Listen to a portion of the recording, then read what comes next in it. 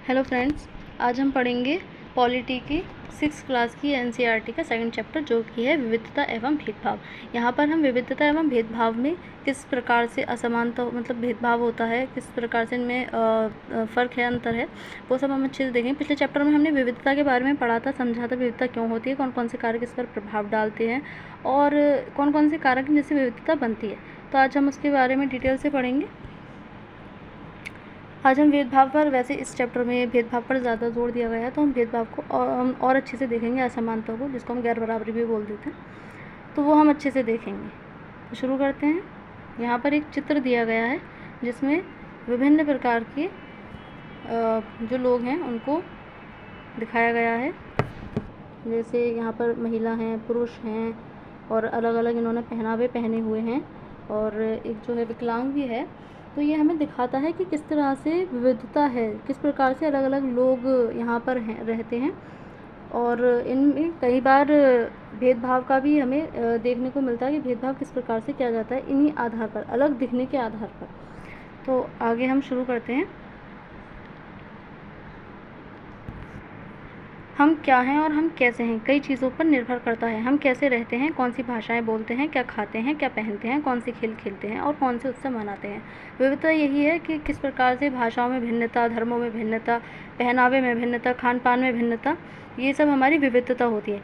इन सब पर हमारे रहने की जगह के भूगोल और उसके इतिहास का असर पड़ता है। हमने पिछले अध्याय में भी देखा था कि किस प्रकार से हमारी विविधता पर भूगोल और इतिहास का जो असर है, प्रभाव है, वो पड़ता है। किस प्रकार से लोग बाहर से आकर बसे और हमारी विविधता को मिश्रित होने से विविधता बनी।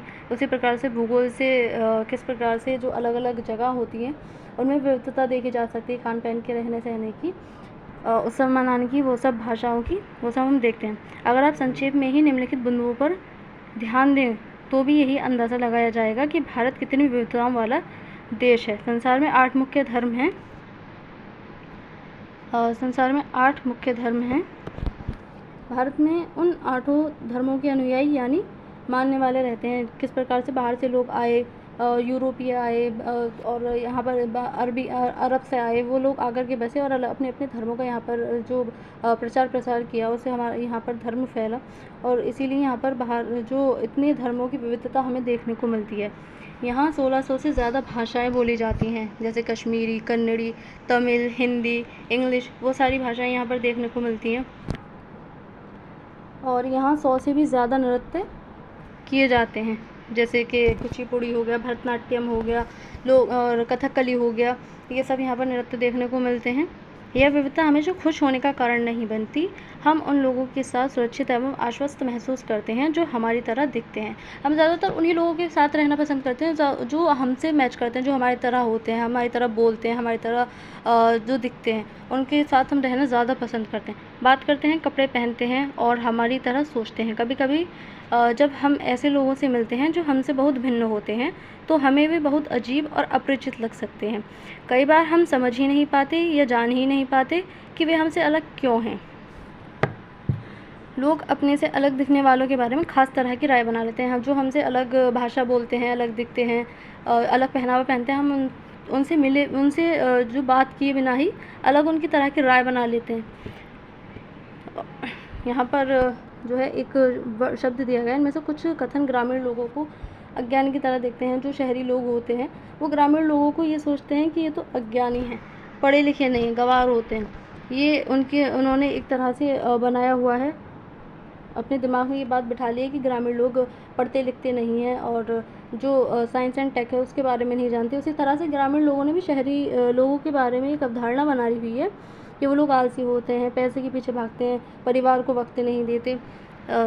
इस तरह से जो है, दोनों ने एक तरह से अपनी अपनी सोच बनाई हुई है। जब हम किसी के बारे में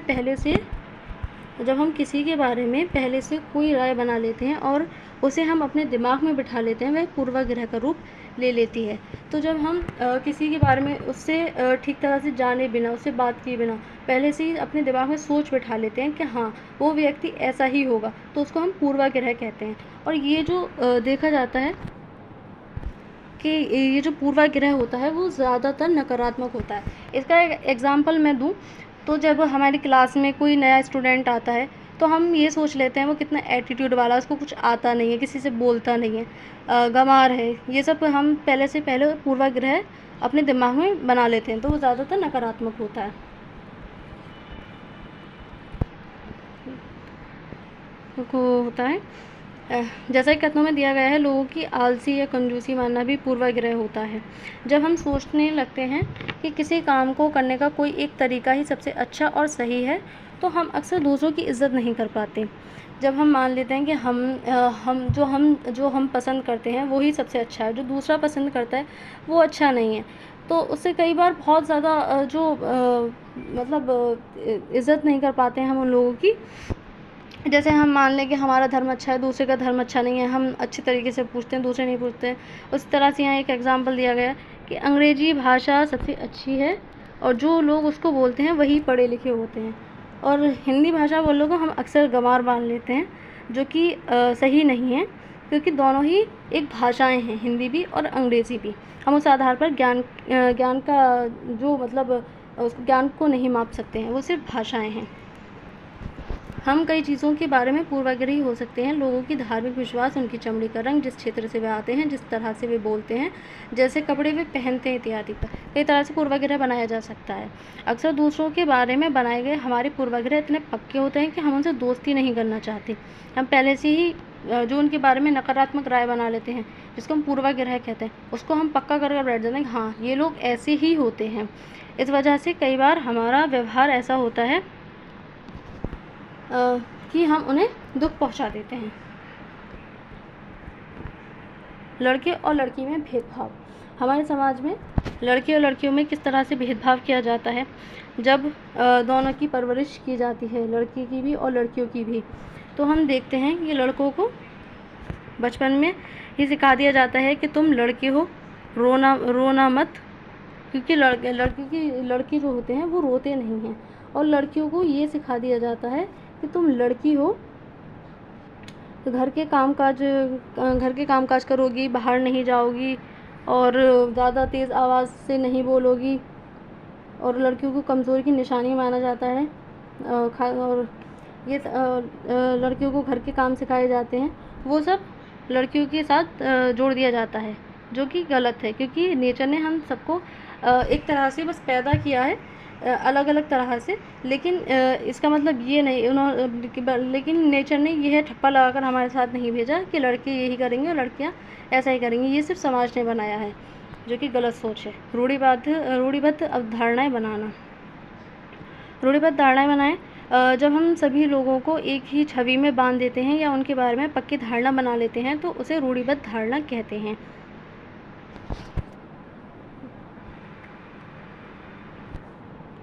जब हम किसी एक व्यक्ति को देखकर ही सबके बारे में ये सोच लेते हैं कि जो पूरा ग्रुप है, पूरी जो एक तरह से कम्युनिटी है, उसके लोग ऐसे ही होते हैं, तो उसको रूढ़िबद्ध धारणा कहते हैं।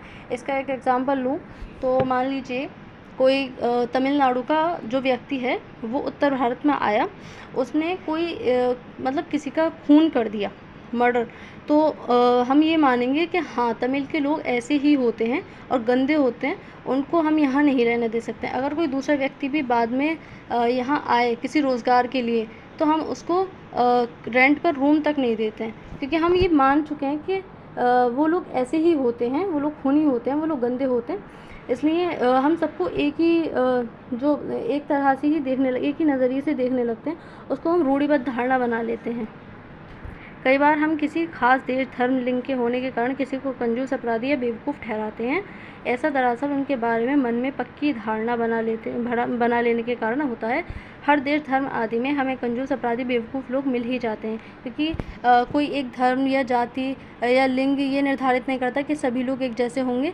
सब कम्युनिटी में, सभी धर्मों में, सभी जाति में हर तरह के लोग पाए जाते हैं। हर तरह के जो व्यक्ति हैं वो हर कम्युनिटी में मिलते हैं। सिर्फ इसलिए कि कुछ लोग उस समूह में वैसे हैं, पूरे समूह के बारे में ही ऐसी राय बनाना वाजिब नहीं है।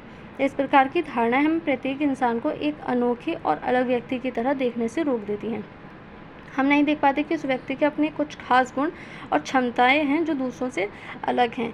तो जब हम रूढ़िबद्ध धारणा बना लेते हैं, तो हम ये भी नहीं देखते कि उसमें क्या अच्छाई है बुराई है, उसके अलग गुण होंगे, क्योंकि प्रत्येक व्यक्ति के अपने अपने गुण होते हैं, अपनी अपनी क्वालिटीज़ होती हैं। और लेकिन हम पहले से ही रूढ़िबद्ध धारणाएं बनाकर बैठ जाते हैं, इसीलिए हम उनके उन गुणों को भी ख़त्म कर देते हैं अपनी सोच में। रूढ़िबद्ध धारणाएं बड़ी संख्या में लोगों को एक ही प्रकार के खांचे में जड़ देती हैं। जैसे माना जाता था कि हवाई जहाज़ उड़ाने का काम लड़कियां नहीं करती, लड़कियां नहीं कर सकती। यह सोच बनाई हुई है कि लड़कियां जहाज़ नहीं उड़ा सकती, लड़कियां मैथ में कमज़ोर होती हैं, लड़कियां जो है वो भोली होती हैं, लड़कियों के पास दिमाग नहीं होता। ये भी रूढ़िबद्ध धारणाएं बनाई हुई हैं, ऐसा कुछ नहीं होता। तो ये सब हमने देखा। इसमें हम असमानता और भेदभाव के बारे में देखेंगे। भेदभाव तब होता है जब लोग पूर्वाग्रहों या रूढ़िबद्ध धारणाओं के आधार पर व्यवहार करते हैं। अगर आप लोगों को नीचा दिखाने के लिए कुछ करते हैं, अगर आप उन्हें कुछ गतिविधियों में भाग लेने से रोकते हैं, किसी खास नौकरी को करने से रोकते हैं, या किसी मोहल्ले में रहने नहीं देते, एक ही कुएं या हैंडपंप से पानी नहीं लेने देते, और दूसरों द्वारा इस्तेमाल किए जा रहे कप या गिलास में चाय नहीं पीने देते, तो इसका मतलब है कि आप उनके साथ भेदभाव कर रहे हैं। कई बार भेदभाव जाति के साथ बांध दिया जाता है, लिंग के साथ बांध दिया जाता है। हम देखते हैं कि जो नीच जाति के होते थे उनको मंदिरों में प्रवेश नहीं दिया जाता था, उनको गाँवों में प्रवेश नहीं दिया जाता था, उनसे जो गंदे काम थे वो करवाए जाते थे, और उस जाति के नाम पर उनका वो काम बांध दिया गया कि यही काम ये लोग करेंगे। भेदभाव कई कारणों से हो सकता है। आप याद करें कि पिछले पार्ट में समीर 1 और समीर 2 से बहुत बनना था। हमने देखा था, जो हमने पिछले चैप्टर में एक कहानी पढ़ी थी समीर 1 और समीर 2 के बारे में, वो किस तरह से अलग अलग थे, उनका जो धर्म था वो अलग था, वो विविधता थी, लेकिन जो आर्थिक स्थिति के आधार पर था वो भेदभाव था। लेकिन जब धर्म को ही अलग नज़रिए से देखा जाता है तो वो भी असमानता का कारण बन जाता है। दोनों समीरों में एक और अंतर उनकी आर्थिक पृष्ठभूमि का था, जो हमने देखा कि आर्थिक स्थिति असमानता का एक पहलू है। आर्थिक असमानता का पहलू है, वो विविधता का पहलू नहीं है, वो असमानता का पहलू है, जिसके कारण भेदभाव होता है, गैर बराबरी होती है। कुछ लोगों को विविधता और असमानता पर आधारित दोनों ही तरह के भेदभाव का सामना करना पड़ता है। एक तो इस कारण कि वे उस समुदाय के सदस्य हैं जिनकी संस्कृति को मूल्यवान नहीं माना जाता है, ऊपर से यदि वे गरीब हैं और उनके पास अपनी ज़रूरतों को पूरा करने के साधन नहीं हैं, तो इस आधार पर भी भेदभाव किया जाता है। ऐसे दोहरे भेदभाव का सामना कई जनजातीय लोगों, धार्मिक समूहों और ख़ास क्षेत्र के लोगों को करना पड़ता है, क्योंकि भेदभाव के जो है हम अलग अलग तरह से जोड़ देते हैं, धार्मिक साथ, जाति के साथ, क्षेत्र के साथ तक, यहाँ तक कि रंग के साथ भी हम भेदभाव को जोड़ देते हैं।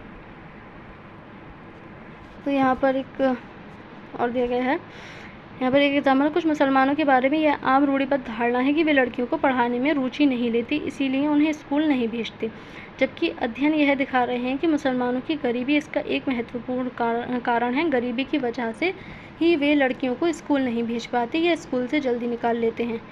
जहाँ पर भी गरीबों तक शिक्षा पहुँचाने के प्रयास किए गए हैं, वहाँ मुस्लिम समुदाय के लोगों ने अपनी लड़कियों को स्कूल भेजने में रुचि दिखाई है। उदाहरण के तौर पर केरल में स्कूल प्राय घर के पास है, सरकारी बस की सुविधा बहुत अच्छी है, जिससे ग्रामीण क्षेत्रों में शिक्षकों को स्कूल पहुँचने में मदद मिलती है। उनमें 60% से ज़्यादा महिला शिक्षक हैं। इन सभी कारकों ने बहुत सारे गरीब परिवार के बच्चों को स्कूल जाने में मदद की है, जिनमें मुसलमान लड़कियां भी शामिल हैं। दूसरे राज्यों में जहां ऐसे प्रयास नहीं किए गए, वहां गरीब परिवारों के बच्चों को स्कूल जाने में मुश्किल आती है, चाहे वे मुसलमान हों, जनजातीय हों या अनुसूचित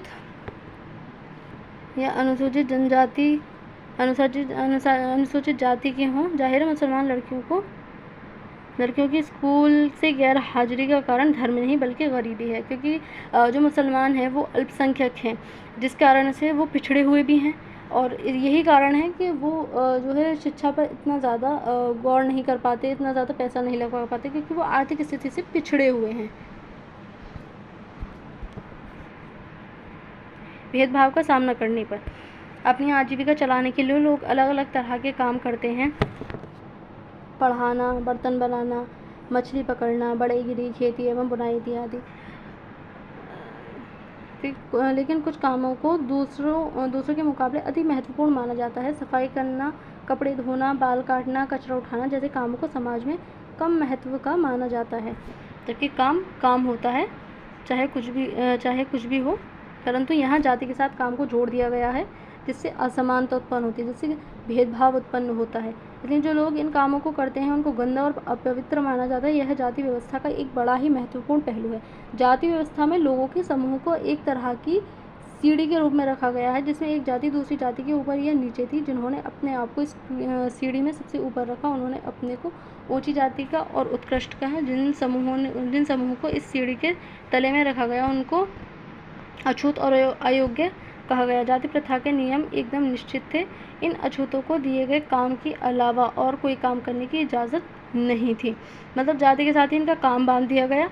और ये भी था कि अगर उनके अंदर मतलब कौशल है, फिर भी वो दूसरा काम नहीं कर सकते, क्योंकि उनके साथ जाति के साथ उनका काम बांध दिया गया। जाति के साथ ही उनका काम बांध दिया कि हाँ, तुम्हारा काम सिर्फ यही है, और तुम अपने कौशल के हिसाब से ना तो अपना काम बदल सकते हो और ना ही अपनी जाति। तो यहाँ हम देख सकते हैं जाति के आधार पर कक्षा में किसी बच्चे को दूसरे बच्चों से अलग बैठाना भेदभाव का एक रूप है, जो कि ये 2 बच्चे हमें दिखाई दे रहे हैं, पूरी क्लास से अलग बैठे हुए हैं। कुएं से पानी लेना और यहाँ तक कि मंदिरों में घुसने की भी इजाज़त नहीं देते थे। उनके बच्चे दूसरी जाति के बच्चों के साथ स्कूल में बैठ नहीं सकते थे। इस तरह ऊंची जाति के लोगों को जो अधिकार हासिल था, उससे उन्होंने तथाकथित अछूतों को वंचित रखा। भारत की एक मशहूर हस्ती को भेदभाव का सामना करना पड़ा था। यह भाग हमें यह समझने में मदद करेगा कि कैसे जाति के तहत बहुत बड़ी संख्या में लोग भेदभाव के शिकार हुए हैं। भारत के एक महान नेता डॉक्टर भीमराव अंबेडकर ने जाति व्यवस्था पर आधारित भेदभाव के अपने अनुभवों के बारे में लिखा है। यह अनुभवों को 1901 में हुआ था, जब वे केवल 9 साल के थे। तो यहाँ पर अंबेडकर साहब अपनी एक स्टोरी बताते हैं कि किस तरह से उनके साथ भेदभाव किया गया था जब वो 9 साल के थे, और वो महाराष्ट्र में कोरेगांव में अपने भाइयों के साथ पिता से मिलने जा रहे थे। तो रेलवे स्टेशन पर पहुंचने के बाद उनके पिताजी या उनका नौकर उनको लेने के लिए आने वाला था, लेकिन वो नहीं आए और उन्हें बहुत देर हो गई। तो जो रेलवे मास्टर था वो उनसे पूछने आता है कि तुम इतनी देर से यहाँ खड़े हो, उनसे जब खड़े हो क्या बात है। तो लेकिन उनके जो भीमराव अंबेडकर के कपड़े थे, उनके जो भाइयों के कपड़े थे, उनके हुलिये से पता नहीं चलता था कि वो महार जाति के हैं। तो जब वो रेलवे स्टेशन वाले जो हैं वो स्टेशन मास्टर जो उनसे हैं वो उनसे पूछते हैं कि तुम यहाँ इतनी देर से क्यों खड़े हो, लेकिन उनके हुलिये से उसे रेलवे स्टेशन मास्टर को यह नहीं मालूम पड़ता है कि वे महार जाति के थे। तो जब वो उनसे पूछता है कि तुम कौन हो, तो जो अंबेडकर साहब थे उनके मुंह से निकल जाता है कि वे महार समुदाय से हैं, और महार समुदाय को मुंबई में अछूत माना जाता था। तो उसको सुनकर जो है वो उनके पास से चला जाता है, और एक जो घृणा होती है एक छोटी जाति को देखकर, वो उसके चेहरे पर साफ नज़र आ जाती है। तो जो भीमराव अंबेडकर होते हैं वो उससे कहते हैं कि हमें एक बैलगाड़ी ही दिलवा दीजिए ताकि हम अपने गांव तक अपने पिताजी के पास पहुंच जाएं। लेकिन कोई बैलगाड़ी वाला भी उनको ले जाने के लिए तैयार नहीं था, क्योंकि वो जो थे अछूत जाति से थे। इस कारण से यहाँ पर भीमराव अंबेडकर के बारे में दिया गया है। ये पूरी स्टोरी उन्होंने बताई है।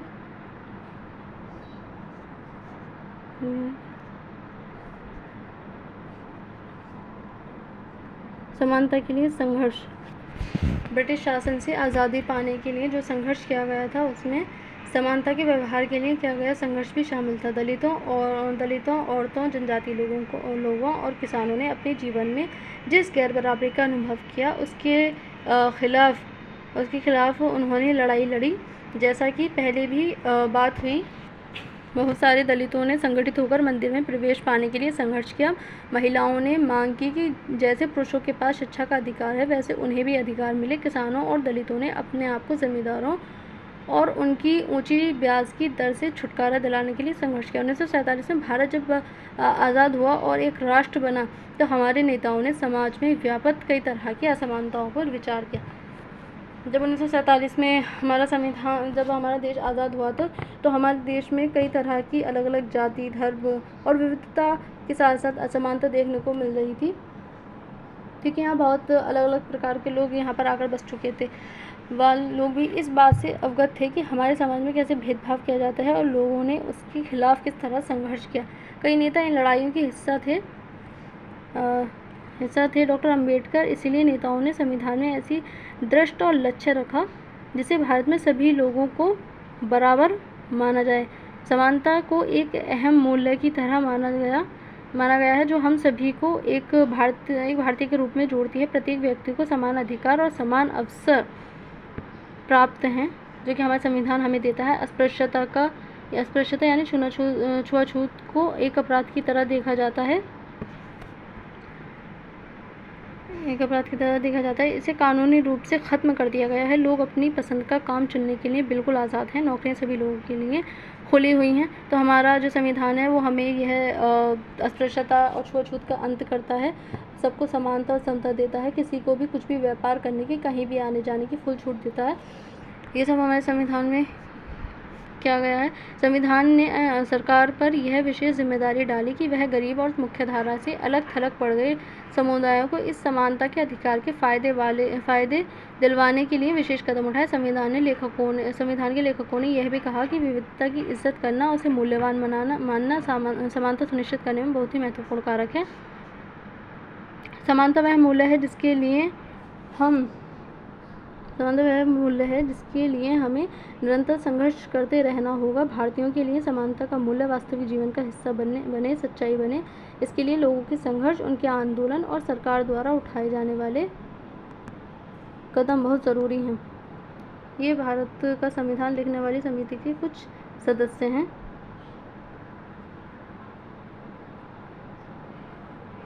हालांकि हमारे संविधान में इन विचारों पर जोर दिया गया है, यह पार्ट इसी बात को उठाता है कि असमानता आज भी हमारे जो देश में है वो मौजूद है। इतने सारे प्रावधान करने के बाद भी हमारे जो संविधान है वो हर तरह की छूट देता है, समता का, समानता का अधिकार देता है, अस्पृश्यता का अंत देता है, रोजगार का जो अवसर है वो सबको समान तरह से देता है, पूर्ण स्वतंत्रता देता है। हम कुछ भी रोजगार कर सकते हैं, कहीं भी आ जा सकते हैं, कहीं भी बच सकते हैं, कोई सा भी धर्म अपना सकते हैं। लेकिन उसके बाद भी हमारे देश में इतनी असमानता देखने को मिलती है। कहीं ना कहीं से हमें ये खबर मिलती है कि किसी के साथ जाति के आधार पर भेदभाव होता है, किसी के साथ लिंग के आधार पर भेदभाव होता है। तो ये आज भी हमारे देश में मौजूद है। इसको ख़त्म करने के लिए सबसे ज़्यादा ज़रूरी है कि हमें अपनी सोच बदलनी चाहिए, क्योंकि सोच बदलेगी तभी समाज बदलेगा, और समाज बदलेगा तभी असमानता ख़त्म की जा सकती है। तो ये हमारे जो भारत का संविधान है उसकी उद्देशिका है। हम भारत के लोग भारत को एक संपूर्ण प्रभुत्व संपन्न समाजवादी पंथनिरपेक्ष लोकतंत्रात्मक गणराज्य बनाने के लिए तथा उसके समस्त नागरिकों को सामाजिक, आर्थिक और राजनीतिक न्याय, विचार, अभिव्यक्ति, विश्वास, धर्म और उपासना की स्वतंत्रता, प्रतिष्ठा और अवसर की समता प्राप्त कराने के लिए तथा उन सब में व्यक्ति की गरिमा और राष्ट्र की एकता और अखंडता सुनिश्चित करने की बंधुता बढ़ाने के लिए दृढ़ संकल्प होकर अपनी इस संविधान सभा में आज तारीख 26 नवंबर 1949 को एतद द्वारा इस संविधान को अंगीकृत, अधिनियमित और आत्मार्पित करते हैं।